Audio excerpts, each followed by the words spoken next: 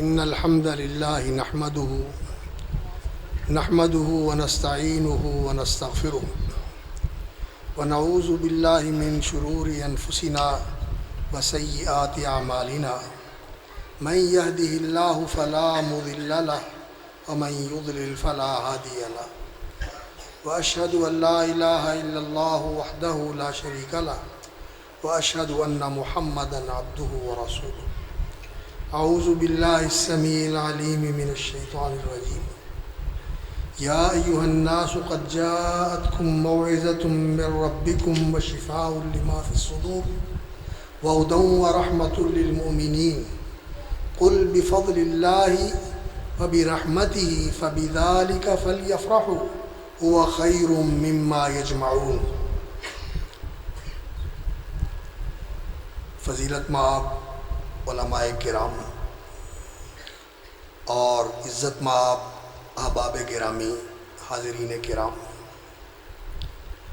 اور انتہائی عزیز القدر حافظ انعام اللہ صاحب اور ان کے والد گرامی اور ان کے امّ محترم چچا جان،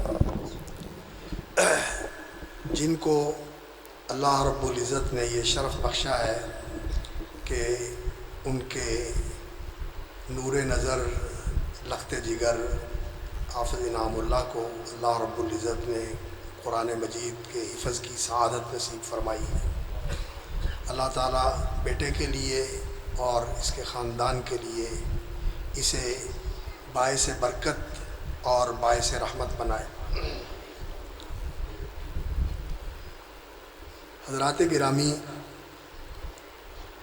دو تین چیزیں میں آپ کے سامنے رکھنا چاہتا ہوں اس موقع پر۔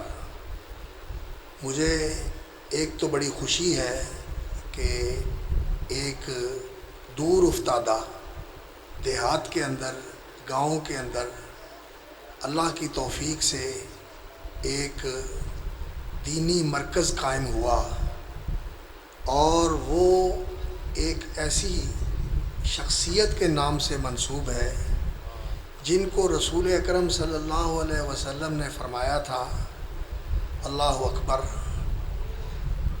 ایک دن آپ صلی اللہ علیہ وسلم نے ابی ابن کعب رضی اللہ تعالیٰ عنہ، جن کے نام سے یہ مرکز ابی ابن کعب منسوب ہے، ابی ابن کعب،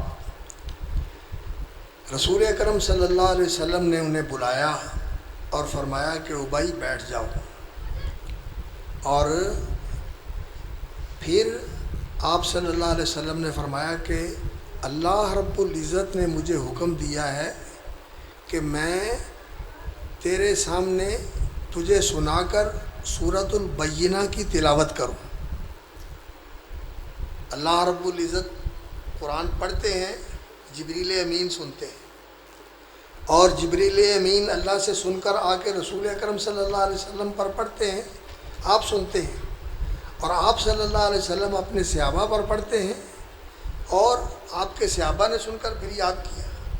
تو رسول اللہ صلی اللہ علیہ وسلم نے فرمایا کہ مجھے اللہ رب العزت نے حکم دیا ہے کہ میں تجھے قرآن سناؤں، ان اقرأ علیک سورۃ البینہ۔ اللہ نے مجھے حکم دیا ہے کہ میں تیرے سامنے سورہ بقرہ کی تلاوت کروں اور تو سنے۔ تو حضرت ابی ابن کعب رضی اللہ تعالیٰ عنہ کہنے لگے، یا رسول اللہ، اللہ نے میرا نام لیا، میرا نام لے کر کہا فرمایا ہاں اللہ نے تیرا نام لیا ہے۔ آپ اندازہ کریں کہ یہ کتنی بڑی عظمت اور شرف کی بات ہے کہ اللہ رب العزت جو اس ساری کائنات کا بادشاہ ہے اور سارا جہان اس کا محتاج ہے، اور اسے کسی کی پرواہ نہیں، بے نیاز مطلق ہے، وہ اپنے کسی بندے کا نام لے اور اپنے اس محبوب کو کہے، اللہ کے بعد جس کی شان سب سے بلند ہے، سید الاولین والآخرین محمد الرسول اللہ صلی اللہ علیہ وسلم، ان سے کہے کہ میرے اس بندے کو آپ میرا یہ قرآن سنائیں۔ حضرت ابی ابن کعب رضی اللہ تعالیٰ عنہ اس شرف پر اللہ کے سامنے اور زیادہ جھک گئے کہ تو نے میرے اوپر کرم کیا اور مجھے یہ اعزاز بخشا کہ میرا نام لے کر رسول اکرم صلی اللہ علیہ وسلم سے کہا کہ مجھے قرآن سنائیں، تو آپ صلی اللہ علیہ وسلم نے قرآن سنایا۔ اور حضرت ابی ابن کعب رضی اللہ تعالیٰ عنہ کے بارے میں آپ کا فرمان ہے کہ اقرأہم ابی، میری امت کے اندر سب سے زیادہ خوبصورت قرآن پڑھنے والے ابی ابن کعب رضی اللہ تعالیٰ عنہ۔ اور ایک دفعہ رسول اکرم صلی اللہ علیہ وسلم نے سوال کیا، یعنی جیسے امتحان لیتے ہیں، استفسار فرمایا اور پوچھا صحابہ سے کہ ایو آیت فی کتاب اللہ اعظم، قرآن مجید میں سب سے زیادہ عظمت والی آیت کون سی؟ تو حضرت ابی ابن کعب رضی اللہ تعالیٰ عنہ نے ہاتھ کھڑا کر دیا اور کہنے لگے یا رسول اللہ میں جواب دیتا ہوں، بتاؤ۔ کہنے لگے آیت الکرسی۔ آیت الکرسی جو قرآن مجید کی آیت ہے، یہ قرآن مجید کی ساری آیتوں میں اور سارے قرآن میں سب سے عظیم ترین آیت ہے۔ اس میں اللہ رب العزت کا تعارف بیان کیا گیا ہے، اللہ کی پہچان کروائی گئی، اور اس کی بڑی برکت ہے۔ اللہ لا الہ الا هو الحی القیوم لا تأخذہ سنۃ ولا نوم لہ ما فی السماوات وما فی الارض من ذا الذی یشفع عندہ الا بإذنہ یعلم ما بین ایدیہم وما خلفہم ولا یحیطون بشیء من علمہ الا بما شاء وسع کرسیہ السماوات والارض ولا یؤودہ حفظہما وہو العلی العظیم۔ سارا اللہ رب العزت کا تعارف ہے، اللہ کی عظمت، اللہ کی صفات، اللہ کی توحید اور اللہ رب العزت کی شان عالی اور اس کی قدرت کاملہ کا بیان ہے۔ تو رسول اکرم صلی اللہ علیہ وسلم نے ابی ابن کعب رضی اللہ تعالیٰ عنہ کو آفرین کہا، تحسین فرمائی اور فرمایا لِيَهْنِكَ الْعِلْمُ أَبَا الْمُنذِرِ، نام نہیں لیا۔ عربی زبان میں جب کسی کو تکریم کے ساتھ بلایا جاتا ہے تو اس کو اس کا نام لے کر نہیں کہتے ہیں۔ تھوڑا کی نام ہے اسلم صاحب، بیٹے دا کی نام ہے بڑے دا ابو عبداللہ، عبداللہ کے ابو۔ رسول اکرم صلی اللہ علیہ وسلم نے نام نہیں لیا ان کا، ان کی کنیت کے ساتھ ان کو مخاطب کیا۔ عربوں کا یہ طریقہ تھا۔ ہمارے بھی یہاں جو ماشاءاللہ سلیقہ شعار خواتین ہوتی ہیں تو وہ اپنے میاں کا نام نہیں لیتی، وہ کیا کہتی ہیں؟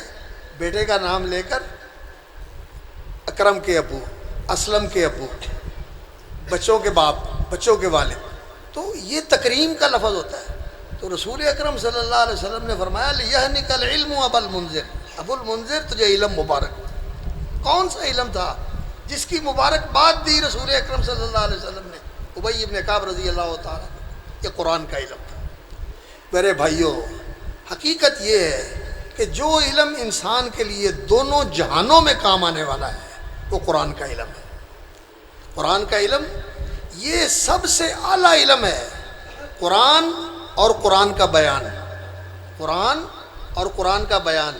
قرآن یہ وہ قرآن مجید ہے، مصحف شریف، جو ہمارے سامنے مصحف کی شکل میں بھی محفوظ ہے اور اللہ کے فضل سے ان حافظوں اور قراء کے سینوں میں بھی محفوظ ہے اور ان کی زبانوں پہ بھی جاری ہے، اور آپ بھی پڑھتے ہیں اور ہمارے گھروں میں ہماری خواتین بھی پڑھتی ہیں، ہماری مائیں بہنیں بیٹیاں بھی پڑھتی ہیں، اور ہمارے بھائی بزرگ بھائی اور ہمارے جو ساتھی ہیں وہ بھی پڑھتے ہیں۔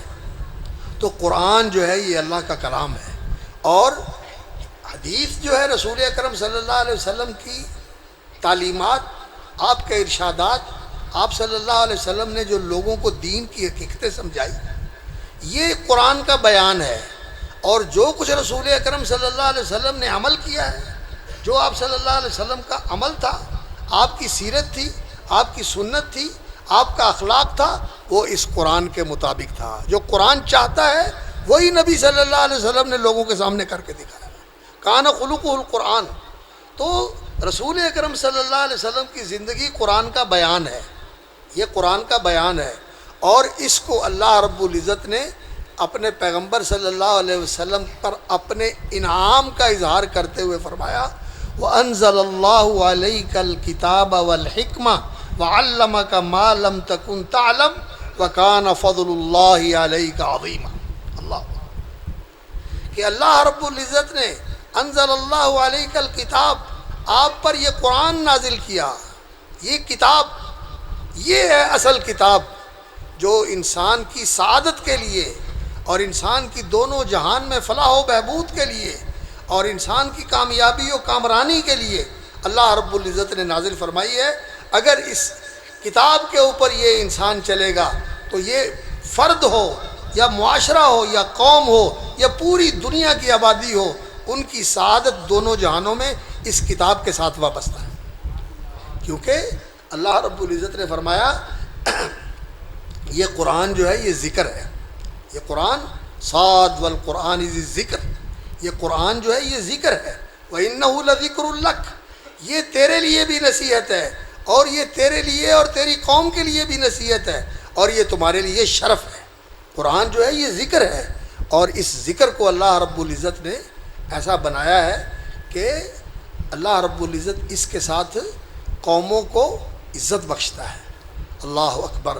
فرمایا من اعرض عن ذکری فإن له معیشۃ ضنکا، اور اس سے پہلے فرمایا کہ تمہارے پاس میری طرف سے ہدایت آئے گی، فإما یأتینکم منی ھدی فمن اتبع ھدایا فلا یضل ولا یشقی۔ یہ ذکر، نصیحت اور یاد دہانی، یہ رہنمائی اور یہ لوگوں کے لیے توجیہ و ارشاد کا سامان جو اللہ رب العزت نے قرآن کی صورت میں فرمایا، اس کے بارے میں اللہ کا فرمان ہے کہ جب یہ آ جائے تمہارے پاس فمن اتبع ھدایا فلا یضل ولا یشقی، وہ کامیابی کے راستے سے ادھر ادھر بھٹکے گا نہیں، کامیابی کی راہ پہ رہے گا، ولا یشقی، اور کبھی بھی بدبختی اور ناکامی کا شکار نہیں ہوگا۔ ومن اعرض عن ذکری، اور جس نے میرے ذکر سے منہ موڑا، یہ اللہ کا اتارا ہوا ذکر جو شرف کا باعث ہے، جو یاد دہانی ہے، جو نصیحت ہے، جس نے اس سے منہ موڑا فإن له معیشۃ ضنکا، فرمایا اس کے لیے تنگی والا گزران ہے، اس کا گزران اور اس کی زندگی، اس کی معیشت تنگی والی ہوگی، برکت نہیں رہے گی، اس کی برکت اس میں نہیں ملے گی۔ فإن له معیشۃ ضنکا ونحشرہ یوم القیامۃ اعمیٰ، اور قیامت کے دن وہ اندھا اٹھے گا۔ تو اللہ رب العزت نے اس ذکر کو ایسا ذکر بنایا ہے اور اس کتاب کو ایسی کتاب بنایا ہے کہ قوموں کا مستقبل، ان کی ترقی اور ان کی کامیابی اسی کے ساتھ وابستہ ہے۔ اگر اس کو اپنائیں گے تو ان ھذا القرآن یہدی للتی ہی اقوم، یہ قرآن وہ راستہ دکھاتا ہے جو انسان کو سیدھا منزل مقصود تک پہنچاتا ہے۔ ہر معاملے میں، سیاست کے معاملے میں، معاشرت کے معاملے میں اور تجارت کے معاملے میں اور حکومت کے معاملے میں، عدل کے معاملے میں، زندگی کے جتنے بھی شعبے ہیں ان کے اندر قرآن وہ انسان کو صحیح راستہ بتاتا ہے۔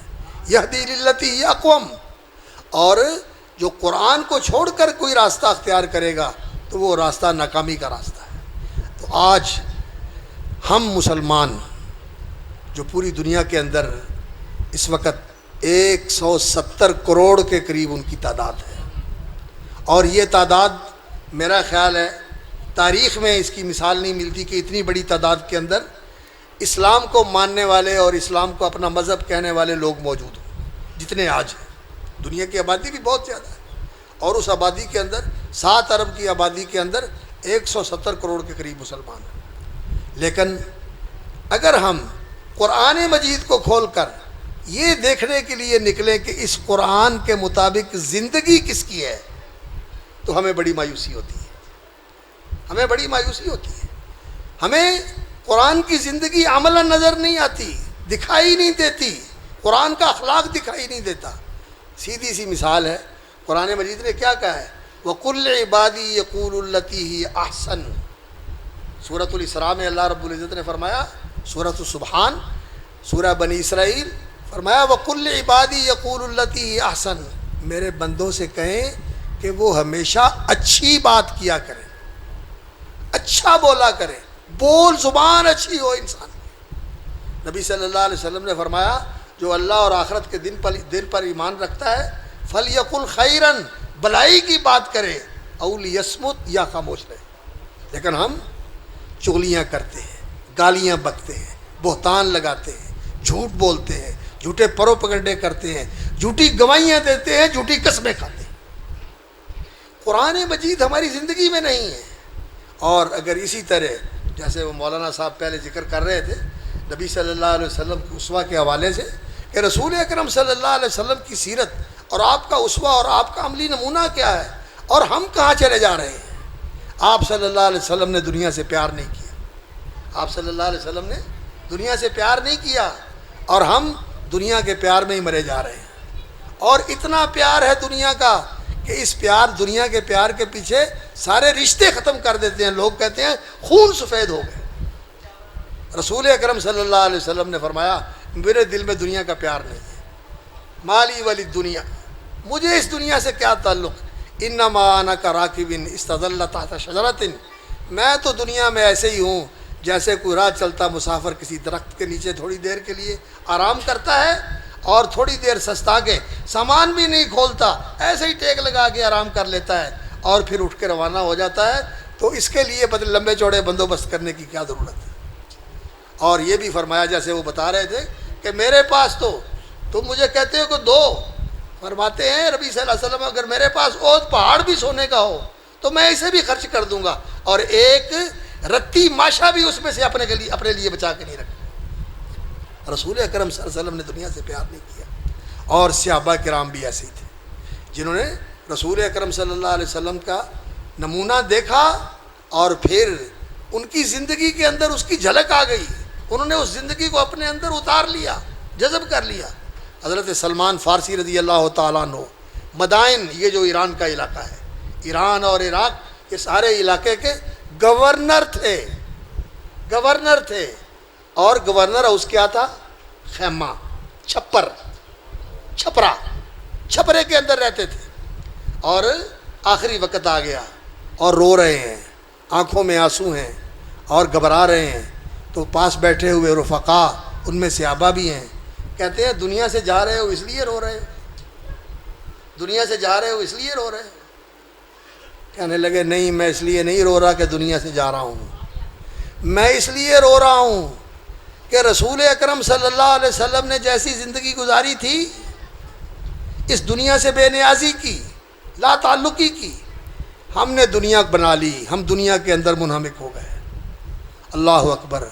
یہ جو چیزیں میرے پاس پڑی ہوئی ہیں میں ان کو دیکھ کے رو رہا ہوں کہ یہ میرے پاس کیوں ہے. تو صحابہ کہتے ہیں کہ ہم نے وہ چیزوں کا جائزہ لیا. اللہ اکبر. وہ چیزیں کیا تھیں؟ نیچے فرش کے اوپر بستر بچھا ہوا ہے، چارپائی بھی کوئی نہیں ہے، اور ایک برتن ہے پانی پینے کا، اور ایک برتن ہے جس کے اندر کھانا وانا کھاتے ہیں، اور 2-3 اور چیزیں ہیں، اور 3 کے 4 درہم کا سرمایہ ہے. اور وہ کہتے ہیں کہ میں دنیا چھوڑ رہا ہوں، یہ میری دنیا ہے. اس دنیا کو دیکھ کے وہ رو رہے ہیں. اور ہم اس دنیا کے پیچھے کیسے اندھے ہوئے کہ رشتے بھول گئے، دین چھوڑ دیا. اور ہم سنتے ہیں کہ اللہ معاف کرے، لالچ دیتے ہیں اور اس دین کو لوگ چھوڑ کے قادیانی ہو جاتے ہیں، عیسائی ہو جاتے ہیں. نعوذ باللہ. میرے بھائیوں، قرآن جو ہے یہ ہماری زندگی میں آنا چاہیے. اور اللہ نے اپنے پیغمبر صلی اللہ علیہ وسلم کو مخاطب کر کے فرمایا کہ انزل اللہ علیک الکتاب والحکمہ وعلمک ما لم تکن تعلم. یہ قرآن آپ پر نازل کیا اور اس کا بیان آپ کو حکمت قرآن و سنت سکھائے. وکان فضل اللہ، آپ کو وہ علم دیا جو آپ نہیں جانتے تھے. وکان فضل اللہ علیک عظیمہ، اور آپ پر اللہ کا بہت بڑا فضل ہے. رسول اکرم صلی اللہ علیہ وسلم کو اللہ رب العزت نے کیا چیز دی تھی؟ اللہ اکبر. یہ قرآن کا اور حدیث کا علم دیا تھا. اور یہی قرآن اور حدیث کا علم اس دنیا کے اندر سب سے اونچی اور سب سے قیمتی اور سب سے اعلیٰ اور عرفہ چیز ہے. امام عبداللہ ابن مبارک رحمۃ اللہ علیہ فرماتے ہیں کہ ما رأیت بعد النبوۃ شیئا مثل العلم. نبوت سب سے اونچا مقام اور مرتبہ ہے جس کو اللہ رب العزت دنیا میں سب سے اعلیٰ مقام اور مرتبہ عطا کرتے ہیں. وہ بادشاہی نہیں، وہ وزارت نہیں، وہ دنیا کی جائیدادیں نہیں. قارون کے پاس بڑے خزانے تھے، فرعون کی بڑی بادشاہت تھی، اور بڑے بڑے بادشاہ گزرے ہیں. یہ کوئی اللہ رب العزت کی بڑی عنایت نہیں ہے. سب سے بڑی عنایت اللہ رب العزت کی جن کو اللہ چنتا ہے انہیں نبی بناتا ہے. اللہ یستفی من الملائکۃ رسلا ومن الناس، اللہ تعالیٰ فرشتوں میں سے جنہیں چنتا ہے انہیں اپنا سفیر بناتا ہے کہ وہ اللہ کا پیغام لے کر، اللہ سے لے کر بندوں تک پہنچاتے ہیں، اور بندوں میں سے جن کو چنتا ہے اللہ رب العزت انہیں اپنے درمیان اور اپنے بندوں کے درمیان سفیر بنا لیتا ہے، اللہ سے لیتے ہیں بندوں تک پہنچاتے ہیں اور ان کو عمل کر کے دکھاتے ہیں۔ یہ اللہ کے ہاں سب سے اونچے لوگ ہوتے ہیں۔ اللہ کے نبی اور رسول انسانوں میں سب سے اعلیٰ اور افضل ہیں، اور ان کے بعد کون ہیں؟ جو ان کے علم کے وارث ہیں۔ اور ان کے علم کا ورثہ کیا ہے؟ یہ قرآن رسول اکرم صلی اللہ علیہ وسلم کا ورثہ ہے، اور قرآن کا بیان یہ حدیث رسول اکرم صلی اللہ علیہ وسلم کا ورثہ ہے۔ اور میں ان عزیزوں سے بھی کہوں گا جنہوں نے جو ماشاءاللہ یہاں پڑھ رہے ہیں، اور اساتذہ سے بھی کہوں گا اور اہل علم سے بھی کہوں گا کہ اپنی قدر و منزلت کو پہچانیں۔ اللہ رب العزت نے آپ کو بہت بڑا خزانہ دیا ہوا ہے۔ اللہ نے آپ کو وہ خزانہ دیا ہوا ہے جو آیت میں نے سورہ یونس کی تلاوت کی، یا ایھا الناس قد جاءتکم موعظۃ من ربکم، اے لوگو یہ قرآن اللہ کا واعظ ہے۔ آپ علماء کا واعظ سنتے ہو نا، مولانا صاحب کا واعظ سن رہے تھے، اور بھی بڑے بڑے ماشاءاللہ علماء کے واعظ سنتے ہیں۔ قرآن اللہ کا واعظ ہے، قرآن اللہ کا واعظ ہے۔ اور دوسرے لوگوں کا واعظ تو آپ سنیں، اس کے شعر سنیں یا اس کی سر سنیں یا اس کا بیان سنیں اور اس کا لچھے دار خطاب سنیں، وہ تو سن کے آپ خوش ہوتے ہیں۔ تو قرآن سن کے اور جو اللہ کا واعظ ہے یہ آپ کے دل پر کوئی اثر نہ ہو تو کیسی بات ہے یہ؟ قرآن سن کے انسان کا دل پگھلنا چاہیے۔ قرآن سن کے انسان کا دل پانی پانی ہو جائے، پگھل جائے انسان کا دل۔ اللہ اکبر، وجلت قلوبہم، خوف سے ڈر سے پگھل جائے انسان کا دل اور انسان کے رونگٹے کھڑے ہو جائیں۔ اور یہ تبھی ہوگا جب ہم قرآن سے جڑیں گے، ترجمے کے ساتھ قرآن پڑھیں گے، اپنے بچوں کو قرآن سکھائیں گے، خود قرآن پڑھیں گے، گھروں میں قرآن پڑھا جائے گا۔ قرآن اللہ کا واعظ ہے۔ قد جاءتکم موعظۃ من ربکم وشفاء لما فی الصدور، اور یہ نسخہ کیمیا ہے۔ وہ بیماریاں جو لا علاج ہیں، ہرس کی بیماری، حسد کی بیماری، اور اللہ اکبر دنیا پرستی کی بیماری، یہ لا علاج بیماریوں کا اگر کوئی علاج ہے تو وہ قرآن ہے۔ اور قرآن کس طرح علاج ہے؟ پھونکوں سے، گول کے پینے سے، گھر میں لٹکانے سے نہیں۔ بے شک قرآن پڑھنا بھی شفا ہے، قرآن سننا بھی شفا ہے، میں انکار نہیں کرتا اس کا۔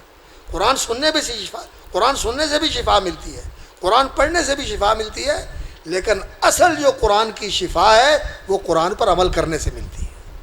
قرآن کے مطابق انسان عمل کرے، قرآن کو اپنی زندگی کا رہنما اور دستور بنا لے اور نظام حیات بنا لے تو اللہ رب العزت اس کے سارے روگ دور کر دیتے۔ صحابہ کرام بیمار تھے، ایسی بیماریوں کے اندر مبتلا تھے، شرابی بھی تھے، بدکار بھی تھے، ان میں چور ڈکیت بھی تھے، بلکہ ان کی کمائی کا ذریعہ ہی چوری ڈکیتی تھا، اور کہتے تھے کہ ہم لڑتے ہیں، لڑنا اور خون ریزی کرنا یہ ہمارا شوق ہے۔ اگر دشمن نہ ملے تو اپنے چچا کے بیٹوں سے ہی لڑائی شروع کر دیتے، ان سے ہی لڑنا شروع کر دیتے۔ تو اللہ رب العزت نے ان کو اس قرآن کے ذریعے یہ ساری بیماریوں کا علاج کر کے فَأَصْبَحْتُمْ بِنِعْمَتِهِ إِخْوَانًا وَأَلَّفَ بَيْنَ قُلُوبِهِمْ، اللہ نے ایسی الفتیں، محبتیں ان کے دلوں میں ڈال دی۔ نبی صلی اللہ علیہ وسلم کو اللہ نے مخاطب کر کے فرمایا لَوْ أَنفَقْتَ مَا فِي الْأَرْضِ جَمِيعًا مَا أَلَّفْتَ بَيْنَ قُلُوبِهِمْ، آپ ساری دنیا کے خزانے ان کو دے دیتے، ساری دنیا کی دولت تقسیم کر دیتے، پھر بھی ان کے دلوں میں آپس میں الفت پیدا نہیں ہونی تھی۔ یہ پیسہ الفت نہیں پیدا کرتا، یہ نفرت بڑھاتا ہے، یہ ایک دوسرے کے خلاف حسد پیدا کرتا ہے۔ لوگوں کو دے کے نہیں رجایا جا سکتا، لوگوں کو قرآن کے ذریعے اور قرآن کی تعلیم کے ذریعے ایسا بے نیاز بنا دیا جاتا ہے کہ پھر ان کے قدموں میں دنیا کی بڑی سے بڑی بادشاہی بھی آ جائے تو پاؤں کی ٹوکر سے ٹکرا دیتے ہیں۔ ہمارے سامنے اس کی کوئی حیثیت نہیں۔ اللہ اکبر، ایران فتح ہوا اور وہاں فارس کے بادشاہ کسریٰ کا ایک باغ تھا، اور وہ باغ کیا تھا؟ سونے کے درخت تھے، سونے کے چاندی کے درخت تھے، سونے کی شاخیں تھی اور ریشم کے پتے تھے، مصنوعی درخت انہوں نے بنایا ہوا تھا، مصنوعی درخت اور مصنوعی باغ۔ وہاں بیٹھتا تھا بادشاہ دربار لگا کر، اور اس کے اندر خوشبو بھری جاتی تھی اور وہ خوشبو کے مہکیں آتی تھی۔ جب یہ مدائن فتح ہوا اور وہ باغ کے اندر سے سارے پودے اور وہ سارا سونا اور چاندی اور ریشم کے پتے وہ لا کے مدینے میں مسجد نبوی کے اندر حضرت عمر امیر المومنین رضی اللہ تعالیٰ عنہ کے سامنے رکھ دیے گئے. اور جب وہ رکھے گئے ان کے سامنے تو انہوں نے کہا ان کو جوڑو، جو تعداد آئی ہے سارے درختوں کی تعداد پوری کرو اور ان کی شاخوں کو جوڑو اور ان کے پتوں کو جوڑو. حضرت عمر بڑے دور اندیش اور بڑے مردم شناس تھے کہ میں دیکھوں کہ کہیں کسی نے کوئی خیانت تو نہیں کی. اللہ اکبر. وہاں سے اتنا بڑا سونے کا اور چاندی کا اتنا ڈھیر اٹھایا اور لا کے مدینہ منورہ میں جا کے حضرت عمر کے سامنے پیش کر دیا بیت المال میں. ایک تنا، ایک شاخ، ایک پتا بھی کسی نے چوری نہیں کیا. یہ لوگ تھے جو قرآن نے بنائے تھے. اور ہم نے 75 سال گزار لیے تجربے کرتے ہوئے، اور ہم نے 75 سال گزار لیے سیاست کرتے ہوئے، حکومت کرتے ہوئے، عدالتیں چلاتے ہوئے. ہم نے کیا پیدا کیا ہے؟ چور ہیں، لٹیرے، ڈکیت ہیں، فلاں فلاں. ہم نے قرآن اپنی زندگی میں لائے نہیں. ہم قرآن، میرے بھائیوں، قرآن زندگی میں آئے تو یہ لوگ ہی تھے. وہ لوگ تھے جو ڈکیتیاں کرتے تھے اور ذرا ذرا سی بات کے اوپر لڑتے تھے. اللہ اکبر. جیسے وہ مولانا صاحب سنا رہے تھے کہ جنگ یرموک کا یہ واقعہ ہے کہ پانی لایا گیا اور پانی مانگنے والے نے جو پانی مانگا تھا تو اس کے منہ کے قریب کیا گیا. اس نے دوسرے کی آواز سنی کہ پانی، وہ کہتا ہے مجھے چھوڑو، پہلے اس کو پلاؤ. تیسرے کی سنی، وہ کہتا ہے مجھے چھوڑو، اس کو پلاؤ. اور اسی طرح 7 آدمیوں کے اوپر پیالہ لے کے جاتا ہے اور 7واں کہتا ہے جس نے پہلے مانگا تھا جا کے اس کو پلاؤ. سارے دنیا سے پانی کے گھونٹ پیے بغیر پیاسے چلے جاتے ہیں کہ جا کے حوض کوثر سے پیے گے اور اپنے اوپر دوسرے کو ترجیح دیتے ہیں. اور ہم وہ ہیں جو کہتے ہیں کہ سارا ملک لوٹ کے ہم اپنا پیٹ بھر لیں پھر بھی ہماری حوث پوری نہیں ہوتی اور ہماری عرض ختم نہیں ہوتی. قرآن جو عملی زندگی کے اندر آئے تو پھر انسان بدلتا ہے، پھر وہ شفا بنتا ہے. بیماریوں کی شفا اصل قرآن کے اوپر عمل کرنے سے، شفاء لما فی الصدور. لیکن ہم قرآن سے فالے نکالتے ہیں، قرآن سے اللہ خوابوں کی تعبیر پوچھتے ہیں، اور قرآن مجید سے ہم کہتے ہیں کہ جی کوئی ایسا تعویذ بنا دے کہ گھر میں رکھ لیں اور اس سے مسئلے حل ہو جائیں. مسئلے حل ہوتے ہیں قرآن پر عمل کرنے سے اور قرآن کی عظمت قرآن کی تعظیم کرنے سے، اس کی عظمت ماننے سے. شفاء لما فی الصدور وہدی ورحمۃ للمؤمنین. ہدایت اور رحمت ہے اہل ایمان کے لیے. اور یہ اللہ کا فضل ہے کہ اللہ رب العزت نے تمہیں قرآن دیا، تمہیں اپنا مخاطب بنایا. اللہ رب العزت نے تمہارے اوپر قرآن نازل کیا. الرحمن علم القرآن. وہ رحمان ہے، اس کی رحمت کا مظہر ہے یہ کتاب کہ اللہ رب العزت نے انسانوں کی ہدایت کے لیے یہ قرآن مجید نامہ اللہ رب العزت نے صحیفہ ہدایت بنا کر نازل فرما دی. یہ اللہ کی رحمت ہے، اور یہ رحمتوں کا ایسا خزانہ ہے کہ اسے انسان سنیں. قرآن پڑھا جا رہا ہو سنیں. اذا قرئ القرآن فاستمعوا له وانصتوا لعلکم ترحمون. سنو گے اللہ کی رحمتیں آئیں گی. اور مجتمع قوم فی بیت من بیوت اللہ یتلون کتاب اللہ یتدارسونہ. جب کوئی لوگ اکٹھے ہو کر اللہ کے کسی گھر میں، وہ سارے گھر ہی اللہ کے گھر ہیں، اسی نے دیے ہوئے، اور کسی مسجد میں کسی گھر میں کہیں بھی بیٹھ کر وہ اللہ کا قرآن پڑھتے ہیں اور اس کا درس لیتے ہیں، قرآن کی تعلیم لیتے ہیں. اللہ غشیتہم الرحمہ. اللہ کی رحمت ان کو ڈھانپ لیتی ہے. جب پڑھتے ہیں اللہ کی رحمت ان کے اوپر چھا جاتی ہے، ان کو ڈھانپ لیتی ہے. سننا رحمت، پڑھنا رحمت. وَهَذَا كِتَابٌ أَنزَلْنَاهُ مُبَارَكٌ فَاتَّبِعُوهُ وَاتَّقُوا لَعَلَّكُمْ تُرْحَمُونَ. اور اگر آپ چاہتے ہو کہ اللہ رب العزت کی طرف سے برکتیں اور رحمتیں ہمارے شامل حال ہو جائیں تو فرمایا وَهَذَا كِتَابٌ أَنزَلْنَاهُ مُبَارَكٌ. یہ برکت والی کتاب ہم نے اتاری ہے. فَاتَّبِعُوهُ. اس کی پیروی کرو، اس کو اپنا امام اور رہبر بناؤ، اسے اپنی زندگی کا دستور اور اپنی زندگی کا قانون بناؤ. واتقوا. اور اس کی مخالفت سے ڈرو. لعلکم ترحمون. تم پر اللہ کی رحمتیں برسیں گی، اللہ کی رحمتیں برسیں گی. تو قرآن رحمتوں کا خزانہ ہے. وہدی ورحمۃ للمؤمنین. قل بفضل اللہ وبرحمتہ. فرمایا آپ کہہ دیں، اللہ نے فرمایا قل آپ کہہ دیں بفضل اللہ. اللہ کا یہ فضل جس کو اللہ نے فضل عظیم کہا، اور اللہ رب العزت کی یہ رحمت وبرحمتہ جس کو اللہ نے رحمت قرار دیا. وبذالک فلیفرحوا. بفضل اللہ وبرحمتہ فبذلک فلیفرحوا، اس پہ خوش ہونا چاہیے، اس پہ ناز کرنا چاہیے، اس پہ فخر کرنا چاہیے، اور اس کو اپنی خوش نصیبی کا پروانہ سمجھنا چاہیے کہ مجھے اللہ نے قرآن دے دیا، میرے اوپر اللہ کا فضل ہو گیا، مجھے دو جہانوں کا خزانہ مل گیا۔ قل بفضل اللہ وبرحمتہ فبذلک فلیفرحوا هو خیر مما یجمعون، یہ خزانہ رحمتوں کا اور برکتوں کا، دنیا کی اور آخرت کی اور دونوں جہانوں کی کامیابیوں کا خزینہ اور زینہ، یہ جس کو اللہ رب العزت نے دے دیا، اللہ اکبر، ہوا خیر، یہ اس کے لیے بہتر ہے، مما یجمعون، جو لوگوں نے جمع کیا ہوا ہے۔ امریکہ نے جمع کیا ہوا ہے، کینیڈا نے جمع کیا ہوا ہے، یورپی یونین نے جمع کیا ہوا ہے، چائنا نے، جاپان نے، رشیا نے، دنیا کے ساری دنیا کے اندر جو جو دولت، جو جو نعمت، جو جو خزانے، جو جو ثروت اور جو جو سرمایہ لوگوں نے جمع کیا ہوا ہے، طاقت کے، قوت کے، جتنی بھی چیزیں جمع کی ہوئی ہیں، یہ قرآن ان سب سے بہتر ہے۔ میں نہیں کہہ رہا، آپ کہیں گے کہ یہ کوئی مولوی کہہ رہا ہے یا کوئی ایسا کوتا نظر آدمی کہہ رہا ہے، یہ اللہ کا کلام ہے جس کے سامنے یہ سارا کچھ ہے، اس کی قیمت بھی وہ جانتا ہے، اور قرآن کی قیمت بھی اسے معلوم ہے کہ اس نے یہ قرآن اتارا ہے، انزلہ بعلمہ، یہ اللہ کے علم کو اتارا ہے، یہ قرآن اللہ کے علم پر مشتمل ہے، اللہ نے اپنے علم کا کچھ حصہ ہماری رہنمائی کے لیے قرآن مجید میں بیان فرمایا ہے، یہ اللہ رب العزت کا علم کا حصہ ہے جو اللہ تعالیٰ نے ہمیں عطا فرمایا، تو اللہ رب العزت کے ہاں اس کی بڑی قیمت ہے۔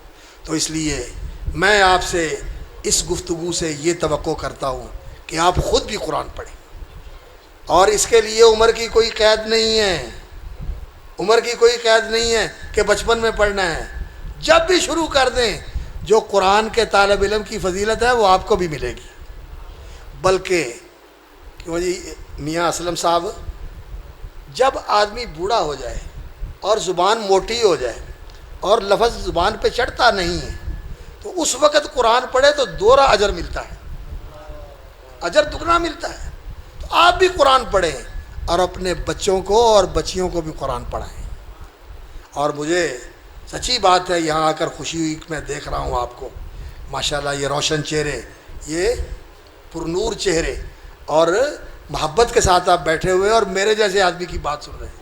میں کوئی خطیب نہیں ہوں اور میں کوئی ویسا واعظ نہیں ہوں جیسے لوگوں کو دلچسپی ہوتی ہے خطیبوں کے ساتھ، میں تو طالب علموں والی باتیں کر رہا ہوں آپ کے ساتھ، آپ بیٹھے ہوئے محبت کے ساتھ سن رہے ہیں۔ تو اس علاقے کے اندر یہ جو حضرت ابی ابن کعب رضی اللہ تعالیٰ عنہ کی نسبت کے ساتھ اس مرکز کو آپ مضبوط کریں، اور اس کی مضبوطی یہ بھی ہے کہ یہ جاری رہے، یہ جاری رہے، یہ قائم رہے، یہ اس کا فیض جاری رہے، لیکن اس کی اصل آبادی یہاں آ کر پڑھنے والوں کے ساتھ، پڑھنے والے آئیں، یہاں بچے آئیں اور قرآن سیکھیں۔ اور قرآن سیکھنا ایک ہے، اس کے الفاظ کو پڑھنا سیکھ لینا، جسے ہم ناظرہ کہتے ہیں، ناظرہ قرات یعنی دیکھ کر پڑھنا، یہ سیکھنے کی پہلی سیڑھی ہے۔ اس کے بعد پھر دوسرا سیکھنا یہ ہے کہ انسان اسے یاد کر لے، اور پھر تیسرا سیکھنا یہ ہے کہ انسان اس کا معنی سمجھے، اور پھر اس کا سیکھنا یہ ہے کہ اس کی قراءات اور اس کے جو پڑھنے اور اس کے جمع و تدوین اور اس کے ادا اور اس کے حقوق کے بارے میں جو علم ہے، علم قراءت و تجوید، وہ آدمی سیکھے، اور پھر قرآن مجید کے جو احکام ہیں اور قرآن مجید کے جو حقائق ہیں، معارف ہیں، قرآن کی تفسیر اور قرآن کی فقہ اور قرآن کے احکام، یہ انسان سیکھے، یعنی دینی علوم سیکھے۔ یہ سیکھنے کے مرتبے ہیں، یہ سیکھنے کے مرتبے ہیں۔ حضرت ابی ابن کعب رضی اللہ تعالیٰ عنہ سادہ قاری نہیں تھے، ان سے حدیثیں بھی منقول ہیں، اور قاریوں میں حضرت ابو ہریرہ کا بھی نام آتا ہے، جو حدیثوں کے بھی حافظ تھے، قرآن کے بھی حافظ تھے، اور حضرت عثمان رضی اللہ تعالیٰ عنہ کا بھی نام آتا ہے، وہ تاجر بھی تھے اور قرآن کے حافظ بھی تھے۔ اور کیسے حافظ تھے کہ ساری رات کھڑے ہو کر قرآن پڑھتے تھے۔ ایک بندہ کہتا ہے میں نے دیکھا کہ مقام ابراہیم پہ ایک آدمی کھڑا ہے، عشاء کی نماز کے بعد اس نے نیت باندھی اور وہاں کھڑا ہو گیا، اور فجر کے وقت تک میں نے اس کو دیکھا کہ ایک رکعت کے اندر کھڑا ہوا۔ کون؟ حضرت عثمان رضی اللہ تعالیٰ، قرآن کے قاری تھے۔ اور ہم تک جو قرآن پہنچا ہے، ہمارے استادوں میں حضرت عثمان کا بھی نام آتا ہے، حضرت علی رضی اللہ تعالیٰ عنہ، حضرت عثمان حضرت ابی ابن کعب، حضرت زید ابن ثابت اور حضرت عبداللہ ابن عباس، ان حضرات کے نام آتے ہیں ہمارے اساتذہ کے اندر، جن کے واسطے سے ہمارے تک قرآن پہنچا ہے۔ تو یہ قرآن کے قاری بھی تھے اور دین کے عالم بھی تھے، تو قاری کو عالم بھی ہونا چاہیے، اور اللہ تعالیٰ جزائے خیر دے۔ اس وقت ہماری جماعت کے اندر الحمدللہ یہ ایک رجحان بن گیا ہے، اور یہ اللہ کا بہت بڑا فضل ہوا ہے کہ کلیت القرآن عالم بھی ہوتا ہے اور قاری بھی ہوتا ہے۔ کلیت القرآن کے جو فضلاء ہیں وہ عالم بھی ہوتے ہیں دین کے اور ساتھ قاری بھی ہوتے ہیں، اور یہ ماشاءاللہ ان کے ہم نام ہیں، ہمارے بھائی تھے، اللہ تعالیٰ ان کے درجات بلند فرمائے۔ قاری محمد ادریس العاصم صاحب لاہوری رحمہ اللہ واسکنہ جنت الفردوس والحقہ بالنبیین والصدیقین والشہداء والصالحین، اس بندے نے بیٹھ کر قرآن کی کمال خدمت کی ہے۔ وہ مجھ سے پہلے ہم ایک استاد کے بھی شریک تھے، میں بھی ان کا شاگرد ہوں اور وہ بھی ان کے شاگرد تھے، قاری احمد دین صاحب لاہور میں، وہ بھی فوت ہو گئے، اللہ تعالیٰ ان کے بھی درجے بلند فرمائے، ہم دونوں کے استاد تھے۔ تو وہ مجھ سے آگے تھے قاری صاحب، لیکن مدینہ یونیورسٹی میں پھر میرے بعد وہ گئے، تو وہاں سے ماشاءاللہ پھر وہ قرات کا بڑا علم لے کر آئے اور بڑی محبت کرتے تھے، جب بھی ملاقات ہوتی تو بڑی محبت اور بہت ہی خلوص کے ساتھ ملا کرتے تھے، اللہ ان کے درجے بلند فرمائے۔ تو یہ ہمارے بھائی جو ہیں ان کے ہم نام ہیں، تو انہوں نے وہاں بیٹھ کر بڑے لوگوں کو قرآن پڑھایا، اور اسی طرح ہمارے بھائی قاری ابراہیم صاحب ہیں، انہوں نے ماشاءاللہ یہ کام شروع کیا ہوا ہے، کلیت القرآن کا قاری صہیب صاحب نے، اس طرح لاہور میں بھی ہے، جامعہ سلفیہ میں بھی ہے، الحمدللہ۔ یہ بڑی خوبی کی بات ہے کہ عالم دین بھی ہو اور قاری قرآن بھی ہو، اور صحابہ ایسے ہی تھے، اور وہ قاری قرآن کیسے تھے، اللہ اکبر، جہاد بھی کرتے تھے اور قرآن بھی پڑھتے تھے اور نبی صلی اللہ علیہ وسلم سے تعلیم بھی سیکھتے تھے۔ صفا کے قاری اور صفا کے طالب علم نبی صلی اللہ علیہ وسلم سے قرآن پڑھنے والے، حدیث پڑھنے والے اور مسجد کے اندر رہنے والے، اور ان کا گزر بسر کیسے ہوتا تھا آپ جانتے ہیں، اصحاب صفا کے حالات پڑھ کے دیکھ لیں، وہ کیا کرتے تھے، اللہ اکبر، مسجد کے اندر پانی جمع کرتے تھے لوگوں کے وضو کے لیے، دور دور کنویں تھے، چشمے تھے، وہاں سے پانی بھر کے لاتے لوگوں کے وضو کرنے کے لیے، مسجد میں نمازیوں کی خدمت کے لیے پانی مہیا کرتے، اور باہر نکل جاتے لکڑیاں تلاش کر کے، ایندھن کی لکڑیاں تلاش کر کے ایندھن کا گٹھا بنا کے لے آتے اور لوگوں کو بیچ کر پیسے اکٹھے کرتے اور اس سے اپنا خرچہ چلاتے۔ اور اللہ اکبر، کبھی ایسا ہوتا کہ کوئی بندہ جو گھر سے آتا، کوئی کھجوریں لے کے آ جاتا، کوئی دودھ لے کے آ جاتا، کوئی کھانا لے کے آ جاتا ان لوگوں کے لیے، اور یہ لوگ کھا لیتے۔ اور کبھی ایسا بھی ہوتا، اللہ اکبر، حضرت ابو ہریرہ رضی اللہ تعالیٰ عنہ، یہ بھی اس اصحاب صفا کے گروہ میں شامل تھے، نبی صلی اللہ علیہ وسلم کے شاگرد تھے۔ وہ آئے، حضرت جعفر رضی اللہ تعالیٰ عنہ جب آئے تو ان کے ساتھ خیبر کے فتح کے موقع پر یہ حضرت ابو ہریرہ رضی اللہ تعالیٰ عنہ بھی آئے، وہ حبشے سے آئے تھے، وہ نبی صلی اللہ علیہ وسلم کے چچا زاد حضرت علی کے بھائی تھے، حضرت جعفر رضی اللہ تعالیٰ۔ تو نبی صلی اللہ علیہ وسلم نے فرمایا مجھے آج فتح خیبر کی بھی خوشی ہے اور جعفر کے آنے کی بھی خوشی ہے، اور میں نہیں بتا سکتا کہ مجھے خیبر کی زیادہ خوشی ہے یا جعفر کے آنے کی زیادہ خوشی ہے۔ جعفر بڑے عظیم آدمی تھے اور وہ طالب علموں کے اوپر خرچ کرنے والے تھے، طالب علموں کے اوپر خرچ کرنے والے تھے۔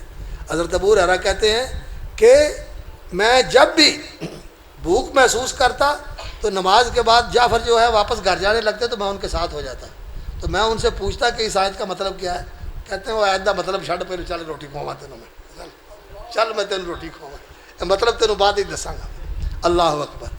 تو وہ کہتے ہیں میں تو جعفر رضی اللہ تعالیٰ عنہ کے رویے اور سلوک کا عادی تھا، جب جعفر شہید ہو گئے رضی اللہ تعالیٰ عنہ غزوہ موتا کے اندر، تو ایک دن مجھے بھوک نے ستایا اور لوگ جو ہیں وہ کہیں کہ یہ پاگل ہو گیا ہے، اتنی غشی آئے بھوک کی وجہ سے کہ میں گروں، لوگ کہتے ہیں اس کو دورے پڑتے ہیں، خدا کی قسم مجھے دورے نہیں پڑتے تھے، مجھے بھوک تھی، اور سوال نہیں کرتے تھے کسی سے، عظیم لوگ تھے یہ ایسے لوگ نہیں تھے کہ ذرا سا مسئلہ ہوا اور جا کے کشکول اٹھا لی، نہیں، یہ قرآن مجید نے ان کی تربیت کی تھی۔ تو کہتے ہیں کہ نماز پڑھ کے فارغ ہوئے تو نکلے حضرت ابوبکر رضی اللہ تعالیٰ عنہ، میں نے ان سے پوچھا اس آیت کا مطلب کیا، کہتے مطلب تو مجھے آتا تھا، لیکن میں نے کہا کہ شاید ابوبکر رضی اللہ تعالیٰ عنہ مجھے ساتھ لے لیں جیسے جعفر لے لیتے تھے۔ ابوبکر نے مجھے مطلب سمجھایا اور چلے گئے، اور عمر سے بھی پوچھا، انہوں نے بھی ایسے مطلب سمجھایا اور چلے گئے۔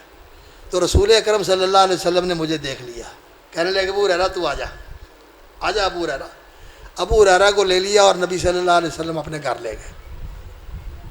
دیکھا کہ بیچارہ بھوک کے ساتھ پریشان ہو رہا ہے، تو اپنے گھر میں گئے اور گھر میں پوچھا کوئی چیز ہے کھانے کے لیے؟ کہنے لگے اور تو کچھ نہیں ہے گھر میں کھانے کے لیے، کسی انصاری کے گھر سے آپ کے لیے دودھ کا تحفہ آیا ہوا ہے، دودھ کا پیالہ ایک تحفے کے طور پر آیا ہوا ہے۔ کہنے لگے الحمدللہ۔ ابو ہریرہ جاؤ جتنے صفا والے ہیں سب کو بلا کے لے آؤ۔ 70-75 کے قریب تھے۔ علماء نے لکھا ہے 60 سے لے کر 100 تک، کبھی گنتی ان کی 100 ہو جاتی تھی، کبھی 60، کبھی 75، کبھی 80، کبھی 95، اس طرح کم و بیش ہوتے رہتے تھے۔ تو نبی صلی اللہ علیہ وسلم نے فرمایا جا سب کو بلا کے لے۔ حضرت ابو ہریرہ کہتے ہیں کہ میں تو حیران ہو گیا، میں نے کہا تھا کہ وعدہ اللہ کے رسول پی لیں گے، مجھے مل جائے گا، وہ انتڑیاں ٹھنڈی ہو جائیں گی۔ اب آپ نے فرما دیا تو اللہ کے رسول کا حکم ماننے کے بغیر تو چارہ نہیں۔ اللہ کے رسول کا تو حکم ماننا ہے، یہ ہے ماننا۔ ہمیں اگر کہا جائے نا کہ اگر یہ کام کر لو تو ہم کہتے ہیں تو آپ کر، ہاں ہم ایسا حکم ماننے کے لیے تیار نہیں ہوتے۔ وہ لوگ مان لیتے تھے، جو حکم بھی ہوتا تھا مان لیتے تھے۔ چلے گئے، سارے اصحاب صفا کو بلا کے لے آئے اور کہتے ہیں رسول اکرم صلی اللہ علیہ وسلم نے فرمایا ابو ہریرہ پلانا شروع کر دو، بسم اللہ پڑھو اور پلانا شروع کر دو۔ وہ ابو ہریرہ کہتے ہیں میں نے پہلے کو دیا تو وہ پی لیا اس نے، لیکن پیالہ نیچے نہیں ہوا، پیالہ نیچے نہیں ہوا، مجھے حوصلہ ہو گیا بھی خیر ہے، اللہ اکبر۔ تو سب کے سب نے پی لیا اور پھر نبی صلی اللہ علیہ وسلم نے فرمایا ابو ہریرہ اب کوئی باقی تو نہیں بچا؟ نہیں یا رسول اللہ۔ اب فرمایا تو رہ گیا اور میں رہ گیا، اب ابو ہریرہ تم پیو۔ تو ابو ہریرہ رضی اللہ تعالیٰ عنہ نے پیا اور کہتے ہیں میں نے خوب پیا۔ تو نبی صلی اللہ علیہ وسلم نے فرمایا ابو ہریرہ پی لیا؟ جی پی لیا۔ فرمایا پھر پیو۔ نبی صلی اللہ علیہ وسلم نے پھر حکم دیا، کہتے ہیں میں نے پھر پیا زور لگا کے، اور پھر پیا تو پھر نبی صلی اللہ علیہ وسلم نے فرمایا ابو ہریرہ پھر پیو۔ تو پھر کہتے ہیں یا رسول اللہ کتنے پاواں، ان جگہ ہی کوئی نہیں، لا اجد لہ مسلکا، تھا ہی کوئی نہیں، کتنے پاواں۔ اللہ اکبر۔ فرمایا پھر اللہ کے رسول نے پیا۔ تو یہ حضرات جو صفا کے اندر علم پڑھنے والے تھے، یہ ایسے لوگ تھے کہ اس علم کو پھر یہ سمجھتے تھے۔ انہی میں ایک حرام ابن ملحان بھی تھے، وہ جن قاریوں کو نبی صلی اللہ علیہ وسلم نے دین کی دعوت دینے کے لیے اور لوگوں کو دین سکھانے کے لیے ابو البراء ملائب الاسنہ کے دعوت پر بھیجا تھا کہ جاؤ ان کو جا کے قرآن سکھاؤ، لیکن اللہ اکبر اس کے بھتیجے نے غداری کی اور ان کو وہاں تک پہنچنے سے پہلے راستے ہی میں دھوکے کے ساتھ قتل کر دیا، شہید کر دیا۔ ان میں حرام ابن ملحان رضی اللہ تعالیٰ عنہ بھی تھے، جو قرآن کے قاری تھے اور انہیں قاری اور مقری کہا جاتا تھا۔ اور وہ ان کو نیزہ مارنے والا کہتا ہے میں نے پیچھے سے تاک کے ان کے ادھر کوہ کے اندر نیزہ مارا اور ان کے پیٹ سے پار ہو گیا، ترازو ہو گیا ان کے جسم کے اندر نیزہ۔ اور کہتا ہے جب نیزہ ان کے جسم میں نے کھبویا اور ان کے جس پیٹ کے پار ہوا تو ان کے منہ سے چیخ نہیں نکلی، ہائے نہیں کیا، اوہ میں مر گیا، یہ نہیں کہا۔ ان کے منہ سے نکلا کیا؟ فزت ورب الکعبہ، ورب کعبہ کی قسم کامیاب ہو گیا، میں کامیاب ہوں۔ میرے بھائیوں یہ علم ہے، یہ علم ہے جو انسان کو بدل دیتا ہے، انسان کی بالکل کایا پلٹ جاتی ہے، انسان کی بالکل حیت ہی تبدیل ہو جاتی ہے، اس کی سوچ، اس کی فکر بدل جاتی ہے۔ آج اس علم کی وہ حقیقت نہیں رہی ہمارے اندر۔ ہر کوئی اللہ اکبر مست مئے ذوق تن آسانی ہے، ہر کوئی مست مئے ذوق تن آسانی ہے، آرام، گاڑی، کوٹھی، آسائش، دولت، ثروت، وسائل، ہر کوئی مست مئے ذوق تن آسانی ہے۔ تم مسلمان ہو، یہ انداز مسلمانی ہے، حیدری فقر ہے نہ دولت عثمانی ہے، تم کو اسلاف سے کیا نسبت روحانی ہے۔ وہ دنیا میں معزز تھے مسلمان ہو کر اور ہم خار ہوئے تارک قرآن ہو کر۔ ہم لوگوں کے اندر وہ بات نہیں رہی۔ تو آپ اپنے معاشرے کے اندر، اپنے علاقے کے اندر، اپنے ماحول کے اندر آپ بھی اس پر محنت کریں کہ ان کی قرآن کے مطابق تربیت کریں، اور آپ اپنے بچوں کو یہاں لے کے آئیں اور اسی طرح وقف کریں۔ اللہ سے مانگ کے لیا ہے اور پھر اس کو اللہ کے لیے وقف کر دیں۔ حضرت ابراہیم علیہ السلام نے مانگ کے لیا تھا، رب حب لی من الصالحین، اللہ اکبر، یا اللہ مجھے بیٹا عطا فرما۔ تو اللہ رب العزت نے بیٹا عطا فرمایا تو پھر اللہ رب العزت کے لیے اس کو وقف کر دیا اور ایسی جگہ پہ لا کے اس کو اور اس کی ماں کو بسا دیا جہاں آبادی بھی کوئی نہیں تھی، کھانے پینے کا سامان بھی کوئی نہیں تھا، تو پھر اللہ نے ان کو سنبھالا یا نہیں سنبھالا؟ بندوبست کیا ان کے لیے یا نہیں کیا؟ جو دعا کی ابراہیم علیہ السلام نے، اس وقت کی دعا آج تک جاری ہے، اور مکے میں وہ کچھ ملتا ہے جو آپ کو پوری دنیا میں نہیں ملے گا۔ وَارْزُقْهُم مِّنَ الثَّمَرَاتِ۔ تو دین کے لیے جو کسی کو وقف کرتا ہے اللہ کبھی اس کو ضائع نہیں کرتا۔ اپنے بچوں کو دین کے لیے وقف کریں، انہیں دین پڑھائیں، انہیں قرآن پڑھائیں، اور آپ ان کی تربیت کریں، اساتذہ ان کی تربیت کریں، اور والدین بھی اس پر توجہ دیں۔ اور یہ جس بیٹے نے نام اللہ اس کا نام ہے، ماشاءاللہ اس نے قرآن مکمل کیا ہے، میں اس کے والد صاحب سے، اور ان کے چچا بھی بیٹھے ہوئے ہیں، وہ بھی عالم دین ہے ماشاءاللہ، تو میں عرض کروں گا کہ آپ اس کو عالم دین بنائیں، دین کے لیے وقف کر دیں۔ انشاءاللہ یہ آپ کی سب سے بڑی انویسٹمنٹ ہے، یہ سب سے بڑی انویسٹمنٹ ہے، آپ کی سرمایہ کاری ہے، کہ آپ کو اللہ نے یہ تحفہ دیا، یہ نور نظر دیا، یہ دل کی اور آنکھوں کی ٹھنڈک کا سامان دیا، آپ اس کو اللہ کے لیے وقف کر دیں، اللہ کے دین کے لیے وقف کر دیں، اور پھر انشاءاللہ العزیز دنیا میں بھی اللہ رب العزت دیتا ہے، دنیا میں بھی برکت ملتی ہے، اور آخرت میں جو کچھ ملنے والا ہے۔ رسول اکرم صلی اللہ علیہ وسلم نے فرمایا کہ حافظ قرآن کی جو تاج پوشی قیامت والے دن ہوگی، یہ مستدرک حاکم کی صحیح روایت ہے، اس کو جو تاج پہنایا جائے گا اس تاج کی روشنی سورج سے زیادہ ہوگی، وہ حافظ کو پہنایا جائے گا، اور اس کے والدین کو وہ لباس پہنایا جائے گا، ساری دنیا اس کی قیمت نہیں بن سکتی، ساری دنیا کا سونا، ساری دنیا کی چاندی، ساری دنیا کے ریشم، اور ساری دنیا کا وائٹ گولڈ اور بلیک گولڈ، جو بھی گولڈ لوگوں نے بنائے ہوئے ہیں، یہ سارے بیچ دیے جائیں، اور ساری بادشاہیاں اور سارے خزانے بیچ دیے جائیں، یہ اس لباس کی قیمت نہیں بن سکتی جو حافظ کے والدین کو پہنایا جائے گا۔ اور تو وہ پوچھیں گے بیما کسینا، یہ ہمارا اعزاز کس وجہ سے ہوا؟ تو اللہ فرمائے گا بِأَخْذِ وَلَدِكُمُ الْقُرْآنَ، کہ تم نے اپنے بیٹے کو قرآن کا قاری اور حافظ بنایا تھا، تمہارے بیٹے نے قرآن لیا تھا، تو یہ سب سے بڑی انویسٹمنٹ ہے۔ تو آپ اس پہ اپنے بچوں کو لگائیں، اور انہیں قرآن کا عالم بنائیں، حافظ بنائیں، قاری بنائیں، اور دین کا خادم بنائیں۔ اور یہ جو علاقہ ہے، آپ تو اس کی تاریخ سے زیادہ واقف ہے، مجھے تو آتے راستے میں بتایا کہ پاس جنگل ہے، اور کسی علاقے میں بڑی وارداتیں یہاں ہوتی تھی، اب اللہ کا شکر ہے امن امان قائم ہے، اللہ تعالیٰ ہمیشہ امن امان قائم رکھے۔ اور اللہ تعالیٰ، اللہ اکبر، جیسے عرب کی تاریخ میں ہوا تھا کہ جو رہزن تھے وہ رہبر بن گئے، جو ڈکیت تھے وہ ایسے محافظ اور ایسے امین بن گئے، اللہ اکبر، کہ انہوں نے کبھی ایک سوئی کی بھی کبھی خیانت نہیں کی تھی۔ قرآن ایسی چیز ہے، اللہ تعالیٰ ہمیں قرآن پڑھنے کی، قرآن سمجھنے کی، اور قرآن کے مطابق اپنی زندگیاں بدلنے کی توفیق عطا فرمائے۔ میں دعا کرتا ہوں اس بیٹے کے لیے، اس کا نام انہوں نے انعام اللہ رکھا ہوا ہے، واقعتاً یہ اللہ کا انعام ہے، اللہ اس کے اوپر علم کا اور اپنی رحمت کا اور اپنی توفیق کا انعام فرمائے، اور اللہ تعالیٰ اس کو اس کے ساتھ نوازے، علم کے ساتھ، توفیق کے ساتھ، اور حفاظت اور اپنی خاص رحمت کے ساتھ اللہ تعالیٰ اس کو مالا مال کرے۔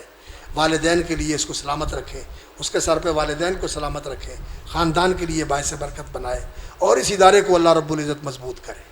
یہ جو ادارہ ہے ابی ابن کعب رضی اللہ تعالیٰ عنہ کے نام سے منسوب، آپ لوگ اس کو مضبوط کریں، مالی طور پر بھی ان کو پریشان نہ ہونے دیں کہ ان کے پاس بچوں کو کھلانے کے لیے کچھ نہیں، اور قاری بیچارے جو ہیں وہ زندگی نہیں گزار سکتے، وہ زندگی کے اندر ضرورتیں پیش آ جاتی ہیں تو وہ ضرورتیں پوری نہیں ہوتی، تو پھر وہ بیچارے پریشان ہوتے ہیں کہ ہم کوئی اور ہی سلسلہ شروع کریں کہ یہاں تو گزارا ہی نہیں ہوتا۔ نہیں، ان کی تکریم کرنا، ان کی عزت کرنا، یہ بہت بڑی چیز ہے۔ کیسی چیز ہے؟ رسول اکرم صلی اللہ علیہ وسلم نے فرمایا ان للہ اہلین من الناس، فرمایا لوگوں میں سے کچھ ایسے ہیں جو اللہ کہتا ہے یہ میرے ہیں، اللہ کہتا ہے یہ میرے ہیں۔ کون ہیں وہ؟ فرمایا اہل القرآن، جو قرآن کے خادم ہیں، قرآن پڑھنے پڑھانے والے، سیکھنے سکھانے والے، یہ اللہ کے ہیں اور اللہ کے خاص الخاص ہیں۔ تو ہم ان اللہ کے بندوں کو جو قرآن کے خادم ہیں، ان کو ہم کیا سمجھتے ہیں؟ قاری ہے، ہو جا قاری نو آکھو انج کر دے، ہو جا قاری نو آکھو انج کر دے، اور قاری تو کیتا نہیں ہے ہاں، جدی کتے بھی نہ چلتی وہ اتنے آ کے مسیطے سارا کچھ چلا لینا ہے، بڑا چودھری بنتا ہو۔ اللہ اکبر، پوے کر دے آخر بھی تو باہر ہی رہا کر، وہ کر دے، انہوں کر رہنا بھی قبول نہیں کر دے گے، لیکن اتنے آ کے بڑا شیر ہو جاتا. نہیں, انسان کو ایسا نہیں ہونا چاہیے. مسجد میں آئے, ساری چودرے شودرے نمبرداریاں اور رانے اور فلانے اور ٹمکانے سارے پیچھے چھوڑ کے آئے, اتنے فقیر بن کے آئے بندہ عاجز, اور اللہ کے سامنے فروتن بن کے آئے کہ یا اللہ میں کچھ نہیں ہوں, تو سب کچھ ہے, یا اللہ تو مجھے قبول کر لے, اس کچھ نہیں کو قبول کر کے کچھ بنا دے, کچھ دے دے. اللہ اکبر. اور اس کی ایک نظر کرم ہو جائے تو بیڑا پار ہو جاتا ہے. اللہ اکبر. مٹی کو سونا بنا دیتا ہے, اور اس فقیر بے مایا کو ایسا بادشاہ بنا دیتا ہے کہ اس کی بادشاہی, رسول اکرم صلی اللہ علیہ وسلم نے فرمایا, اللہ تعالیٰ اپنے سارے بندوں کو جنت کے اندر بادشاہی دینا چاہتے ہیں. جس بادشاہی کے لیے لوگ ساری عمر ترستے ہیں, ہر جنت کا ہر بندہ بادشاہ ہوگا. اور نبی صلی اللہ علیہ وسلم نے فرمایا جو سب سے آخر میں جنت میں جائے گا اور سب سے ادنا درجے کا جنتی ہوگا, سب سے کمتر درجے کا, فرمایا اس کو جو بادشاہی ملے گی وہ اس پوری دنیا سے 10 گنا بڑی ہوگی. جنت میں سارے بادشاہ ہوں. تو اللہ تعالیٰ تو آپ کو یہ بادشاہیاں دینا چاہتا ہے. تو اس لیے آپ اللہ رب العزت کے بندے بنیں اور قرآن کی طرف آئیں اور قرآن کو اپنائیں, اور انشاءاللہ العزیز اس کا جو صلہ ملنے والا ہے وہ بڑا عظیم ہے. تو جنت کی جو بادشاہی ہے وہ اصل بادشاہی ہے. تو مسجد میں یہاں آئے انسان تو اللہ کا فقیر بن کے آئے. انتم الفقراء الی اللہ, تم فقیر ہو, بادشاہ بھی فقیر ہے. اور تو کیا, اللہ اکبر اللہ اکبر. اللہ کے نبی کہتے ہیں مولا میں فقیر ہوں. اسألک مسألۃ المسکین ودعوک دعاء الخائف الضریر. اللہ اکبر. البائس الفقیر, یا اللہ میں ایسے مانگتا ہوں جیسے وہ فقیر مانگتا ہے جس کے پلے کچھ بھی نہ ہو, میں ایسے تجھ سے مانگتا ہوں. یہ نبی صلی اللہ علیہ وسلم کی دعا انسان کو پگھلا کے رکھ دیتی ہے. تو رسول اکرم صلی اللہ علیہ وسلم وہاں کہتے ہیں کہ مولا میں فقیر ہوں, تیری رحمتوں کا فقیر ہوں. جہاں جہاں سارے فقیر ہیں یہاں آدمی فقیر بن کے آئے. تو مسجد میں آئے, ان کی عزت کرے جو قرآن پڑھنے والے ہیں, قرآن پڑھانے والے ہیں, اور ان کا اکرام کرے اور ان کی ضرورتوں کا بتائے بغیر اور اصرار کیے بغیر, سوال کیے بغیر اس کا خیال رکھے کہ یہ اللہ والے ہیں. ان کے اوپر خرچ کرنا یہ سب سے بہتر خرچ ہے, یہ سب سے بہتر خرچ ہے. دین والوں کے اوپر خرچ کرنا, دین کے علم کے اوپر خرچ کرنا, علماء اور طلباء کے اوپر خرچ کرنا, یہ سب سے بہتر خرچ ہے. امام احمد رحمۃ اللہ علیہ فرماتے ہیں کہ بھوکے کو کھانا کھلانا بڑی اچھی بات ہے. بھوکا اگر کھانا نہیں کھائے گا تو مر جائے گا, مر ہی جائے گا نا. لیکن جس کو جہالت ہے, جو کفر اور شرک میں پڑا ہوا ہے, اگر وہ جہالت کے اندر مر گیا تو جہنم میں جائے گا, وہ تو جہنم میں جائے گا. اس لیے علم کے اوپر خرچ کرنا سب سے اوپر خرچ ہے, سب سے بہتر خرچ ہے. علم کے اوپر خرچ کرے, طلباء کے اوپر خرچ کرے, علماء کے اوپر خرچ کرے. اور اللہ رب العزت اس مرکز کو اور اس بیٹے کو اور ان استاد صاحب کو, قاری صاحب کو اور ان طلباء کو اور آپ سب کو جو یہاں رہتے ہیں اور جو یہاں آئے ہیں, اس علاقے کے معززین اور اس علاقے کے محترم حضرات ہیں, سب کو جزائے خیر عطا فرمائے. آپ سارے ایک دوسرے کے دست و بازو بن کے اور ایک دوسرے کے معاون اور مددگار بن کے اس مدرسے کو مضبوط کریں اور اس مشن کو مضبوط کریں. وہ مشن کیا ہے؟ دین سیکھو, دین پر چلو, دین کے مطابق زندگی گزارو. اللہ رب العزت انشاءاللہ سارے مسئلے حل کر دے گا. آج پاکستان کی حکومت اور پاکستان کی قوتیں جو اصل پاکستان کا مرکز قوت ہے وہ سارا پریشان ہے. کس لیے؟ معاشی وجہ سے, کہ پاکستان معاشی طور پر کمزور تھا اور اوپر اس سیلاب کی آفت آ گئی. اس میں اتنا نقصان ہو گیا, اللہ اکبر, کہ ملک بہت پیچھے چلا گیا. تو اس سارے بحرانوں سے نکلنے کا راستہ ایک ہی ہے, قرآن کی طرف آ جائیں, قرآن کو اپنی زندگی کا نظام اور قانون بنا لے, اپنی زندگی کا دستور بنا لے, اپنی عدالتوں کا نظام اور دستور قرآن اور حدیث کو بنا لے, اور ایمان اور تقوی والی زندگی شروع کر دیں. وَلَوْ أَنَّ أَهْلَ الْقُرَىٰ آمَنُوا وَاتَّقَوْا, میں نہیں کہتا, اللہ کا فرمان ہے. وَلَوْ أَنَّ أَهْلَ الْقُرَىٰ آمَنُوا وَاتَّقَوْا, اور اگر بستیوں کے رہنے والے ایمان اور تقوی کی زندگی اختیار کر لے, لَفَتَحْنَا عَلَيْهِمْ بَرَكَاتٍ مِّنَ السَّمَاءِ وَالْأَرْضِ, فرمایا آسمان اور زمین سے اللہ تعالیٰ برکتوں کے دروازے کھول دے گا. پھر یہ آفتیں نہیں رہتی, پھر یہ برکتیں بن جاتی ہیں. اللہ ان کو برکت بنا دیتا ہے. تو اللہ تعالیٰ ہمیں پورے پاکستان کے اندر رہنے والوں کو, بلکہ پوری دنیا کے اندر رہنے والے مسلمانوں کو توفیق عطا فرمائے.